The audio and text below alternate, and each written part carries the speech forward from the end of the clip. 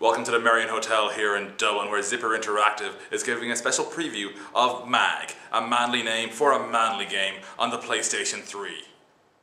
What we wanted to do is to put together a game that would be appealing to as many different types of players as possible. So one of the private military corporations in the game, Valor, are the very manly, tough Rambo types.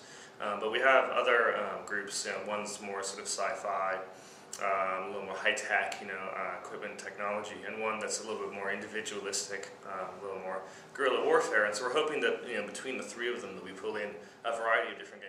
There's a lot of games out there in the market for pretty much every platform now, where one of the core objectives is blowing stuff up. And I suppose for a game like the one you guys are developing, I suppose what's going to set you guys apart from the other blowing stuff up games in the market? So blowing stuff up is a core factor, but there's a lot more to it, and blowing stuff up is really what we call the core gameplay. Obviously, you're running around shooting people and you're taking objectives and blowing stuff up. But there's a lot of other things to do. We've got a lot of different skills that relate to support roles. So you can be repairing things, you can be going around, you can be healing people, obviously as a medic. You can be supporting your team by defending or attacking from the back as a sniper over a long distance. And then the leadership aspect as well is different. You can play as a leader, a squad leader, platoon leader, or officer in charge.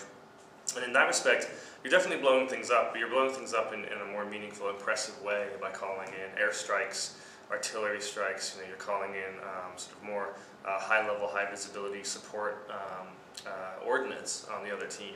So, we've extended the ways, the myriad ways and abilities in which you can blow stuff up, but we're also supporting a lot of different play styles, from the players who like to play as a very solid, coordinated team, to the lone wolves, and making sure that, even if there isn't anything to blow up, there's something for you to do. We always do the same query whenever we do a combat game on our website.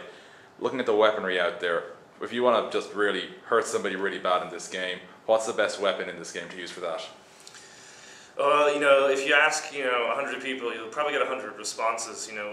It's all about, how you prefer to play. So personally speaking, I find the SMGs to be quite good, because I get up close. I try to get up close to enemies, stealth around.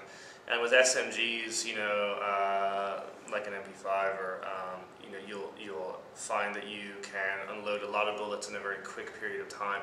And the rounds may not be as powerful, but certainly, if your target is filling your screen, you'll take them down very easily. Some players prefer shotguns. They'll move around silently, they'll get behind an enemy and shotgun people. And actually, interestingly enough, we've had a lot of players and even developers in Zipper who become proficient with a knife.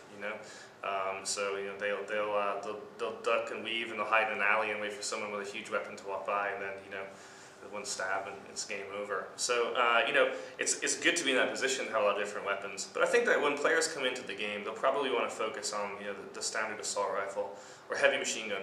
Heavy machine guns are quite effective, and generally if they get some armor upgrades as well and heavy machine gun, they'll last longer against the enemy and they'll be able to fire more without reloading. It's a powerful combination.